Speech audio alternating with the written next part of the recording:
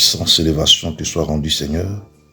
Sois béni, sois glorifié, sois élevé, Seigneur Dieu le puissant. Mon âme te bénit, mon âme te loue, mon âme t'exalte, te dit merci pour le souffle de vie.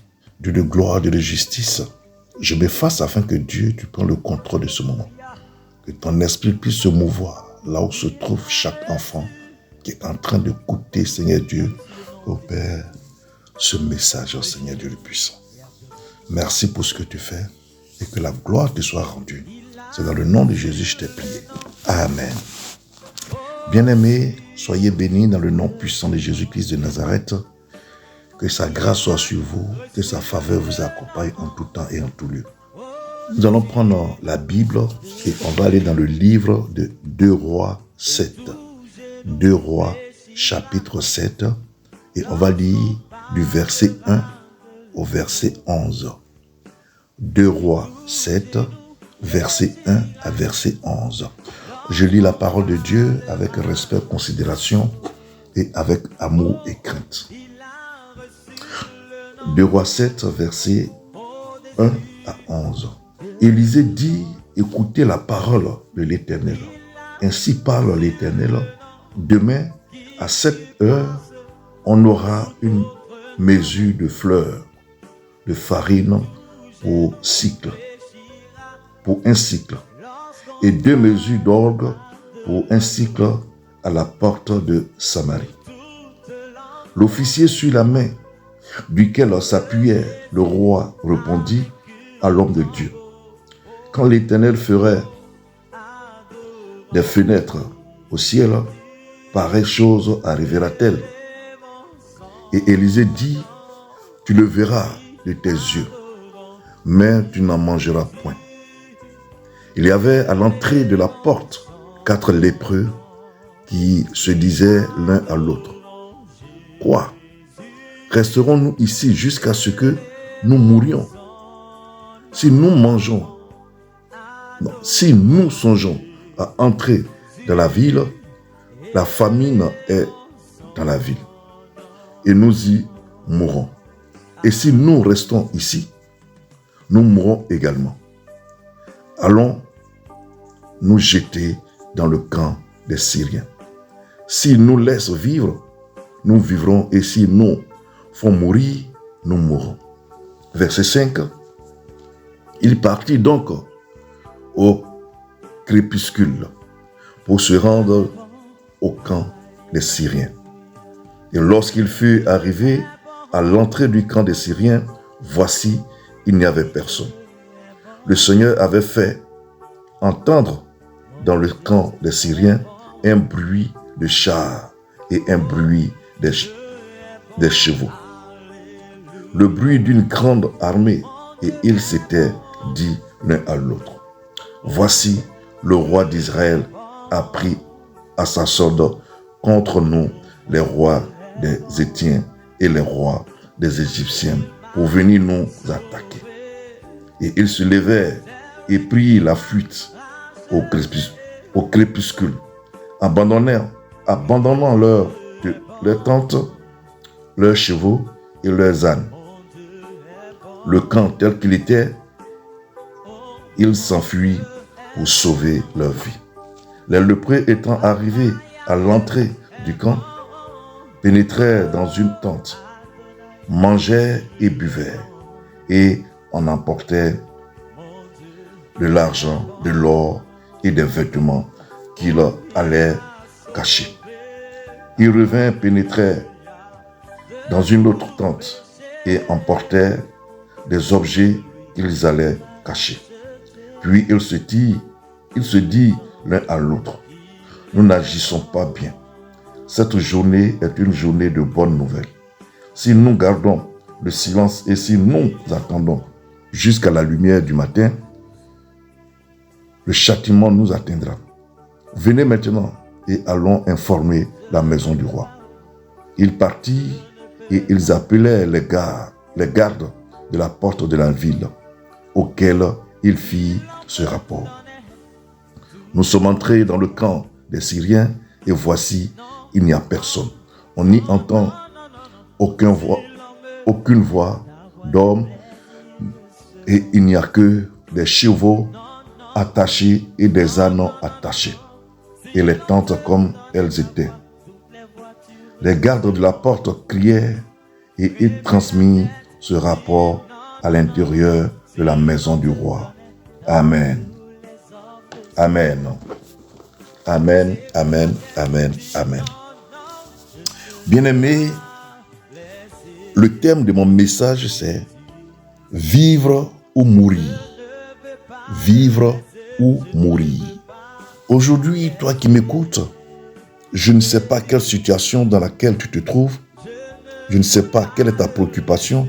Je ne sais pas quelle difficulté tu as. Qu'est-ce qui se passe dans ta vie, frère ou ma soeur? Parce que lorsque la prophétie de Dieu est fixée dans ta vie, lorsqu'elle est lancée dans ta vie, reste calme malgré les difficultés que tu traverses. Ce n'est pas parce que tu traverses des moments difficiles qu'une prophétie arrive que tu vas penser que tout est fini. Non. Lorsqu'une prophétie est lancée, reste calme dans la prière, dans la méditation de la parole de Dieu. Quel que soit ce qui arrive, ne panique pas, reste calme. Parce que tu as un Dieu vrai, un Dieu qui, lorsque sa parole est lancée, elle ne retourne jamais à lui sans avoir fait un effet dans la vie de la personne pour qui cette parole est lancée.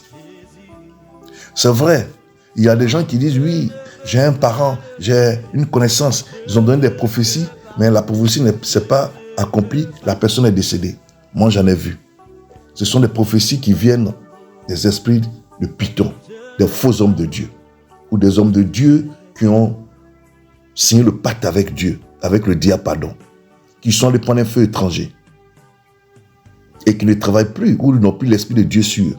Lorsque tu n'as pas l'esprit de Dieu sur toi, tu fais les choses dans la chair, soit pour te faire plaisir, soit pour faire plaisir à celui qui est en face de toi. Mais lorsqu'une prophétie vient d'un vrai serviteur de Dieu, qui marche dans la crainte de Dieu, qui a l'esprit de Dieu sur sa vie, qui a l'onction du trône de Dieu, les prophéties se réalisent toujours dans ta vie. À toi de rester calme, d'observer dans la prière et de ne pas trop en parler.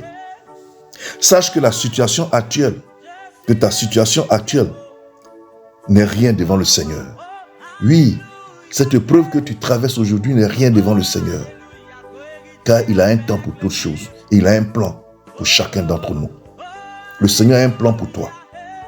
Il a un projet dans ta vie. Tu ne t'aurais pas mis sur cette terre. Il a tout accompli à la croix pour toi, afin que tu rentres dans ta grâce. Mais l'ennemi souvent ne veut pas te voir rentrer dans ta grâce. Ils vont te persécuter, ils vont t'oppresser, ils vont te menacer à travers des maladies, à travers le chômage, à travers le rejet. Et j'en passe. Bien-aimé, ne cherche pas à te suicider. Car le silence de Dieu dans ta situation veut simplement dire que le Seigneur combat dans le secret des ennemis. Dieu, avant de nous bénir, il négocie d'abord avec nos ennemis. Parce que le Seigneur n'est pas comme le diable qui, à l'instant T, il peut te tuer lorsque tu fais une erreur. Mais le Seigneur veut te voir auprès de lui. Il veut voir tout le monde. Et quand il sait que tes ennemis, ce sont des parents, ce sont des connaissances, des gens de ton village, de ton entourage, tes connaissances, et que Dieu veut leur conversion, il veut les avoir au royaume de Dieu, alors il négocie dans le secret. Il négocie dans le secret. Il envoie l'ange des négociations pour négocier spirituellement avec tes ennemis. Mais c'est lorsque tes ennemis ne veulent pas comprendre que Dieu frappe. Alors il va combattre pour toi dans le secret. Alors reste silencieux. Sois dans le silence, sois calme dans la prière, la méditation de la parole de Dieu. Et tu verras que le Seigneur va se glorifier. Dieu ne fait rien au hasard. Le hasard n'existe pas. Le hasard n'existe pas chez le Seigneur. Il est le maître des temps et des circonstances. Il fait toutes choses bonnes en son temps. Il n'est jamais en retard. Le Seigneur n'est jamais en retard. Et lorsque le Seigneur lance sa parole sur une personne, cette parole ne regarde pas à ta taille, à la taille de la personne, à sa beauté, à sa forme, à sa famille. c'est par plus grâce que cette parole est lancée sur une personne. Oui, c'est par plus grâce que le Seigneur lance cette parole.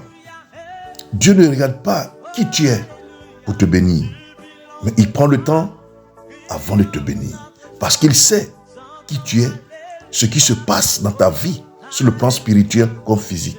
Et comme c'est le spirituel qui domine le physique, le Seigneur va d'abord combattre pour toi dans le spirituel avant que tu ne puisses recevoir ta grâce, ta bénédiction, ta délivrance, ta guérison, ton travail.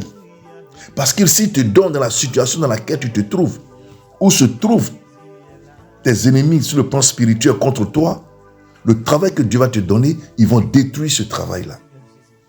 La grossesse que tu as demandé, ils vont faire tomber cette grossesse, cet enfantement-là. Les finances que tu as besoin pour faire ton commerce, quand Dieu te donne, suscite des moyens pour que tu puisses commencer ce commerce, tant que Dieu n'a pas combattu dans le secret, tu n'as pas la liberté dans le secret, tu n'es pas libre, tes ennemis ne sont pas tombés dans le secret, si Dieu te donne ces moyens financiers, que tu commences ton commerce, tu vas être persécuté, le commerce ne va pas aboutir. Cela est très important, toi qui m'écoutes aujourd'hui. Amen. Ne pensez pas que le Seigneur ne vous voit pas. Son silence veut tout dire. Veut dire qu'il combat pour vous dans le secret. Veut dire qu'il prépare de grandes choses pour vous. Il prépare de grandes choses pour vous. Je dis à une sœur un jour, elle était dans une période très très difficile et je lui disais que reste calme. Le Seigneur est avec toi. Parce que le Seigneur m'avait déjà révélé ce qui était en train de se passer dans la vie de sa sœur, de cette sœur. Et je ne pouvais pas dire à la sœur parce que le Seigneur ne m'avait pas autorisé à lui dire ce qui se passait. Donc simplement, je lui ai dit, ma sœur, reste calme. Dieu est Dieu. Continuons de prier. N'aie pas peur. Tout ce qu'ils font autour de toi, ces agissements-là, ce n'est rien devant le Seigneur. Il m'a dit qu'il va te bénir et il va le faire. Reste calme. Continuons dans la prière. Et à chaque fois, quand elle m'appelle, « Ah papa, j'ai pas encore mangé aujourd'hui. Ah papa, j'ai pas fait ceci aujourd'hui. Ah papa, j'ai pas encore payé mon loyer. Ah papa. » Ah papa, ah papa, ah papa. Eh Seigneur Jésus, que ton nom soit béni. Et un matin, le Seigneur va surprendre la sœur. La sœur va faire une rencontre qui va changer sa vie. La sœur va faire une rencontre qui va tout bouleverser dans sa vie. Parce que c'est Dieu qui a envoyé cet homme dans sa vie. Dieu a envoyé l'homme de sa vie. Au moment où la sœur ne s'attendait pas. Une petite rencontre à la sortie d'un bureau. Une petite rencontre. Son stylo qu'elle avait en main, avec ses feuilles de facture qu'elle devait à la société d'électricité. Dans les tremblotes, ses feuilles sont tombées à le stylo. Elle veut s'abaisser pour prendre. Et voilà le frère qui s'abaisse pour prendre. Le frère soulève sa facture, puis son stylo, et lui remet. Il dit, ma soeur, attends-moi. Je règle un problème tout de suite. Parce que si j'ai pris ton stylo, c'est que le stylo puisse me donner ton numéro, bien tu puisses noter mon numéro de téléphone. Donc attends-moi. La soeur voulait partir, dit, ma soeur, attends-moi. Donc il arrache les factures de la soeur, il prend ses factures dans sa main, et lui il rentre et régler son problème. Il sort, il la trouve, et c'est parti. C'est parti. Les portes de la grâce ont été ouvertes là. Toutes ces épreuves, ces 5 ans de souffrance qu'elle a connues avec le Seigneur, tout ça a été effacé en une fraction de seconde. Elle a tout oublié. Elle a tout oublié. Le mariage est rentré 2 mois après. Et se sont retrouvés en Italie plus tard. Ça vous dit que le Dieu que nous prions est un Dieu vrai, un Dieu juste, intègre. Donc n'abandonnez pas la main de Dieu. Ne vous laissez pas distraire. N'écoutez pas les gens qui parlent autour de vous. Ne regardez pas la vie des autres. Concentrez-vous sur votre relation avec Dieu et sur vous-même. Ne murmurez pas. Parce que lorsque tu murmures, tu retiens la main de Dieu. C'est comme si tu disais que Dieu n'est pas puissant. Que Dieu ne peut pas régler ta situation. Dieu ne peut pas régler ton problème. Dieu ne peut pas te faire sortir de la situation dans laquelle tu vis. Il faut toujours glorifier son nom. Il faut toujours l'adorer. Il faut toujours prier. Parce que le Seigneur, il sait ce qu'il fait. Il sait où il va avec vous. Moi-même qui vous parle, j'ai des témoignages. Un jour, je vais rendre mes témoignages dans beaucoup de choses. Comment l'œuvre de Dieu, j'ai commencé, comment. Je vais vous expliquer un jour, vous allez comprendre. Chacun a ses ennemis dans sa vie. Vous comprenez? Et voilà que ses frères ne savaient même pas comment ils allaient faire. Parce que les ennemis arrivaient pour les tuer. Ils n'avaient pas à manger, ils n'avaient rien. Mais qu'est-ce qui va se passer? Ils vont dire, bon écoute, de toute façon on est déjà mort, on n'a rien à manger, on n'a pas de force, on ne peut rien, on va partir. Soit on s'en va, soit ils nous tuent ou ils nous laissent vivre. Vivre ou mourir. Ils vont se lever, ils vont partir. Sur leur chemin, ils vont entendre un bruit. Ils ont dit, oh, le Seigneur est en train de... Le Seigneur vient nous tuer. Alors que le Seigneur était en train de combattre pour eux. Le Seigneur est en train de combattre les ennemis. Il est en train d'anéantir les ennemis. Oh Seigneur, ta grâce. Oh Seigneur, ta grâce. C'est comme ça que Dieu combattra pour toi. C'est comme ça que le Seigneur va anéantir tes ennemis. Et tu vas rentrer dans ta grâce. Tu vas rentrer dans ta bénédiction. Ce pourquoi tu souffres aujourd'hui, tu vas sortir de cette situation-là. Tu sortiras de là. Parce que Dieu combat pour toi. Et il combattra toujours pour toi. Il ne t'a pas mis sur cette terre pour que tu souffres. La souffrance, la maladie, les persécutions, les épreuves viennent du diable.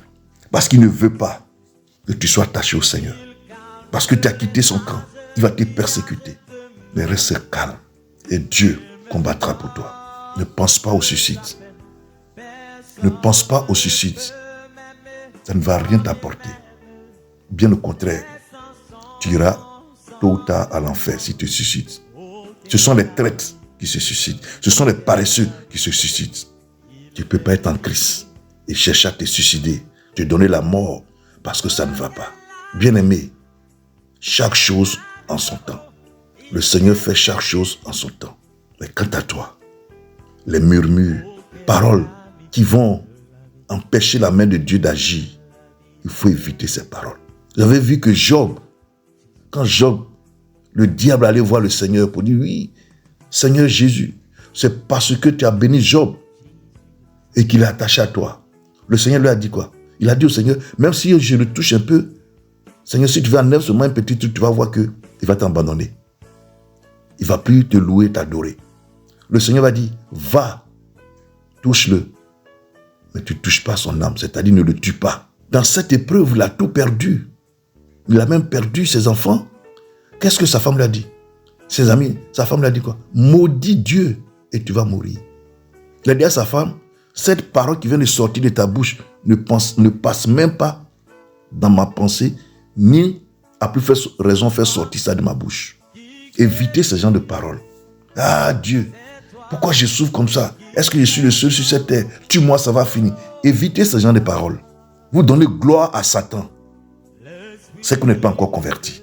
En toutes choses, il faut glorifier le nom du Seigneur. Parce qu'il dit, ma grâce vous suffit. Ça veut tout dire, ma grâce vous suffit. Est-ce que le souffle de vie, là, c'est toi qui paies?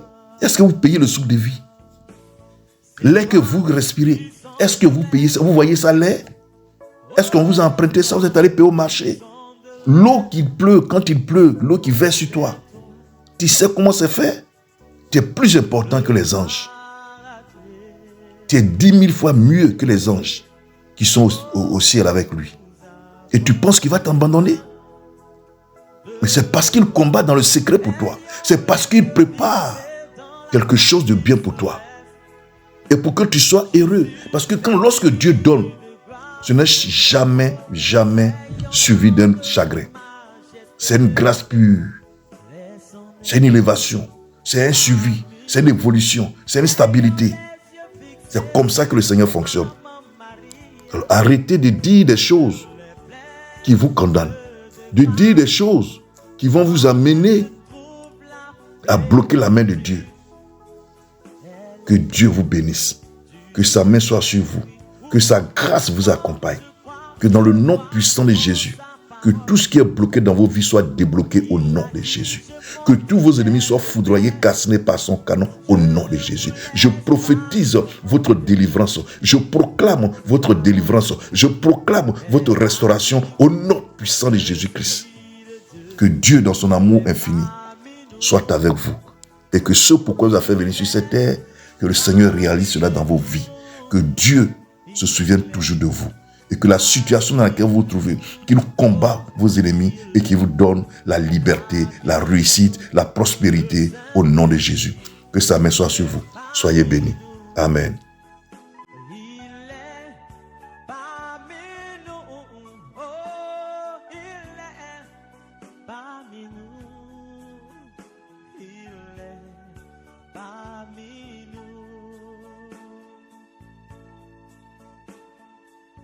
Il est parmi nous, l'Esprit de Dieu. Et comme au jour de la Pentecôte,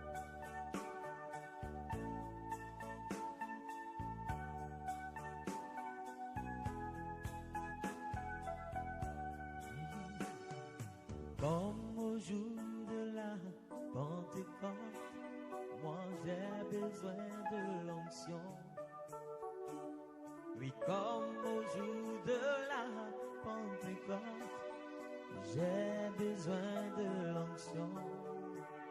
Oh, comme au jour de la Pentecôte, j'ai besoin de l'onction.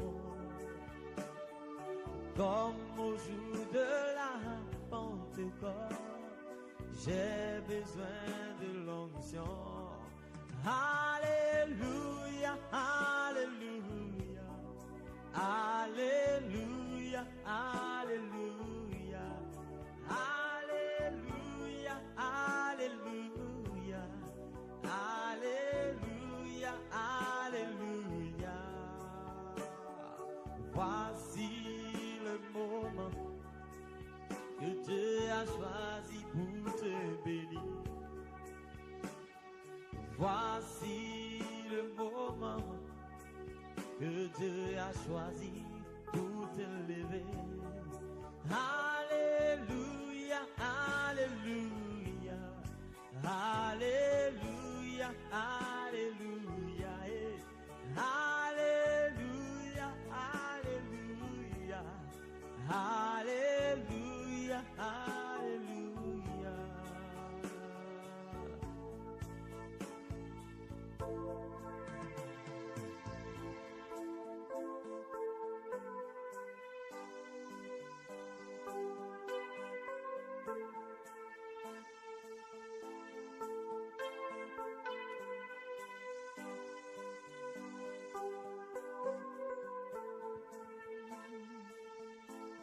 Repense-nous,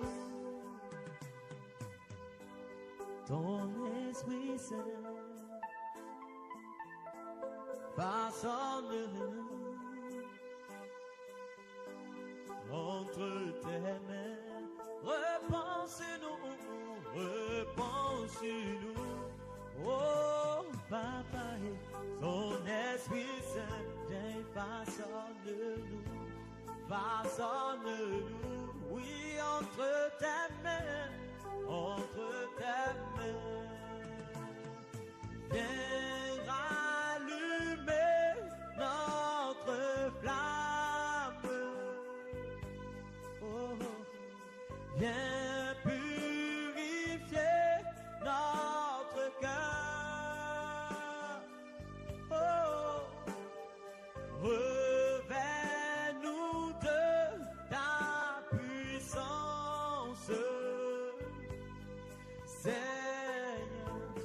repense-nous, repense-nous, oh, ton Esprit Saint,